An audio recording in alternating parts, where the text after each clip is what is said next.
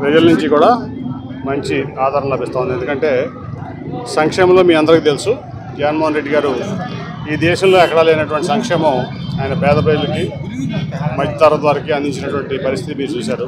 అట్లాగే ఇక్కడ గత 2 సార్లు నుంచి ఎమ్మెల్యేగా గద్దె రామ్మోహన్ గారు ఆయన ఒక్క చిన్న పని కూడా 2014 నుంచి 19 వరకు చంద్రబాబు నాయుడు గారు అధికారంలో ఉన్నారు, ఆయన ఎమ్మెల్యేగా ఉన్నారు.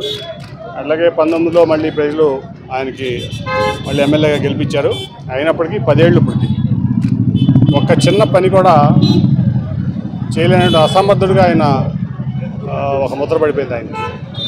అట్లాగే ఈరోజు మీరు చూస్తే దేవినేని అవినాష్ గారు మరి ఎమ్మెల్యే కాకుండానే ఈరోజు ఈ విజయవాడ ఈస్ట్ నియోజకవర్గంలో ప్రతి డివిజన్లో 21 డివిజన్లు ఉంటే 21 డివిజన్లో కూడా అభివృద్ధిలో తనదైనటువంటి ముద్ర వేస్తున్నటువంటి పరిస్థితి, ప్రజలందరూ కూడా దానికి హర్షిస్తున్నారు.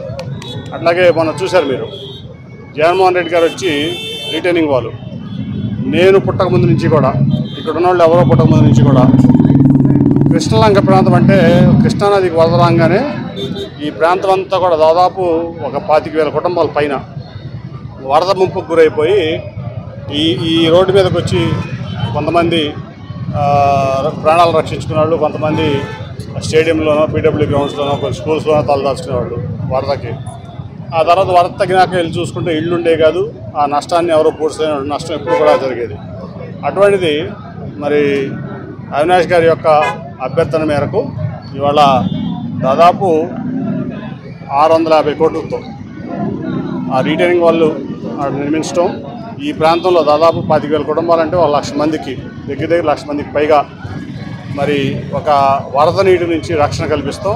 మరి జగన్మోహన్ రెడ్డి గారు అట్లాగే ఆ కార్యక్రమాన్ని తీసుకున్నటువంటి అవినాష్ గారు మొత్తం ఈ ప్రాంతం అంతా కూడా ఇవాళ చాలా హ్యాపీగా, ఎంత వరద వచ్చినా కూడా మేము సేఫ్గా ఉంటాము, మాకు వరదతో ప్రమాదం ఉండదు, వరద ముంపు రాదు అని చెప్పి గుండెల మీద చేసుకున్న పరిస్థితి కల్పించింది అవినాష్ గారు. అది పెట్టింది మరి ముఖ్యమంత్రి జగన్మోహన్ రెడ్డి గారు. అట్లాగే అదే కాకుండా ఇవాళ ఇక్కడ ఈ డివిజన్లో 15 డివిజన్లో దాదాపు 20 కోట్లతో ఏదైనా కానీ డెవలప్మెంట్. ఇప్పుడు వెళ్తుంటే ఇళ్ళకి ఈ కింద వెళ్ళడానికి కూడా నీళ్ళు లేవు.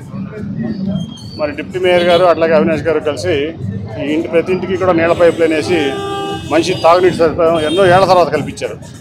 అట్లా అన్నీ ఎప్పుడు చాలా పెండింగ్ ఉన్నటువంటి పనులన్నీ కూడా ఇవాళ ఒక సమర్థమైన నాయకత్వం ఇచ్చి అవినాష్ పూర్తి చేస్తున్నాడు. నిజంగా అభినందనీయం.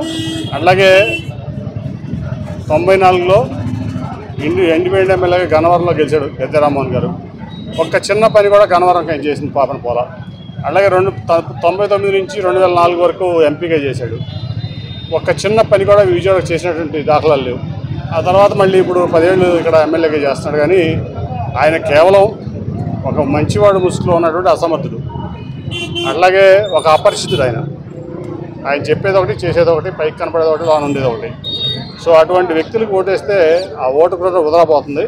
ఇవాళ ఎమ్మెల్యే కూడా అవ్వకుండానే ఇంత అభివృద్ధి ఈస్ట్ కాన్స్టిట్యూషన్ చేసినటువంటి అవినాష్ లాంటి వ్యక్తులకు ఓటేస్తే ఖచ్చితంగా ఇంతకీ 10 రెట్లు మళ్ళీ అవినాష్ ఈ ప్రాంతాన్ని అభివృద్ధి చేస్తారు. అందరికీ రక్షణగా ఉంటాడు, అండగా కూడా ఉంటాడు ఏ సమస్య వచ్చినా. అట్లాగే సంక్షేమం మీకు తెలుసు, జగన్మోహన్ రెడ్డి గారు చేశారు. అలాగే చంద్రబాబు నాయుడు గారిని చూసాం. మొన్న మోడీ గారు వచ్చాడు.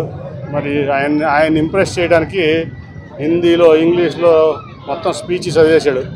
మరి ఆయనకి నాకు తెలిసి ఒక మొక్క హిందీ కూడా రాదు. తెలుగులో రాసుకుని ఇంగ్లీష్లో చదివేశాడు, హిందీలో చదివేశాడు, కొంచెం ఇంగ్లీష్లో చదివేశాడు. అంతకుముందేమో టెర్రరిస్ట్ అన్నాడు. ఇప్పుడు అసలు ఆయనంత మంచివాడు లేడు, గొప్పవాడు లేడు, ఈ దేశానికి ఆయనంత నేత లేడు అన్నాడు.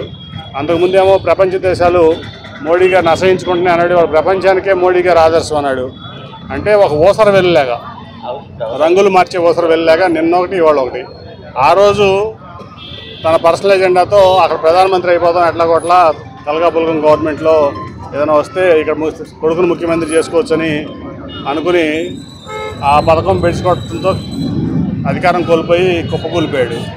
ఇప్పుడు మళ్ళీ మోడీ గారు అని చెప్పి ఆయన ముఖ్యంగా అధికారంలో రావడం కంటే కూడా ఆయన దాదాపు చేసినటువంటి స్కాముల నుంచి బయటపడటం కోసం మోడీ గారి కాళ్ళు, అమిత్ షా గారి కాళ్ళు పట్టుకుని 3 రోజులు ఢిల్లీలో ఏదైతే ఎన్టీ రామారావు గారు తెలుగువారి ఆత్మగౌరవం అనే పార్టీ పెట్టాడో, తెలుగుదేశం పార్టీ, ఆ పార్టీ ఆత్మగౌరవాన్ని తీసుకెళ్ళి మోడీ, అమిత్ షా కాళ్ళ కింద 3 రోజులు పెట్టి పొత్తు కుదుర్చుని వచ్చాడు.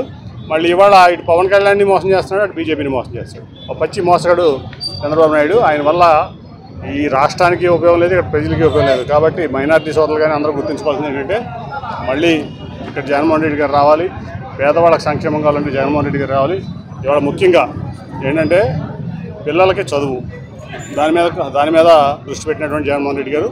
అట్లాగే పేదలకు వైద్యం, అట్లాగే పిల్లలకి చదువు, మంచి చదువు, ప్రపంచానికి పోయేటువంటి చదువు, అలాగే వైద్యం, ప్రతి ఒక్కరికి వైద్యం, అట్లాగే ప్రతి ఒక్కరికి సుఖంగా సంతోషంగా ఉండాలి, పేదవాళ్ళని సంక్షేమం అనేక కార్యక్రమాలు చేస్తున్న జగన్మోహన్ రెడ్డి గారిని మళ్ళీ గెలిపించుకొని ప్రజలు సిద్ధంగా ఉన్నారు. ఇక్కడ ఖచ్చితంగా 20,000, 25,000 మెజార్టీతో ఇవాళ అవినాష్ని గెలిపిస్తానికి విజయవాడ ఈస్ట్లో ప్రజలందరూ రెడీగా ఉన్నారు. ఖచ్చితంగా అవినాష్ గెలిపిన ఎవరు ఆపలేరు, దాంట్లో ఎటువంటి సందేహం లేదు.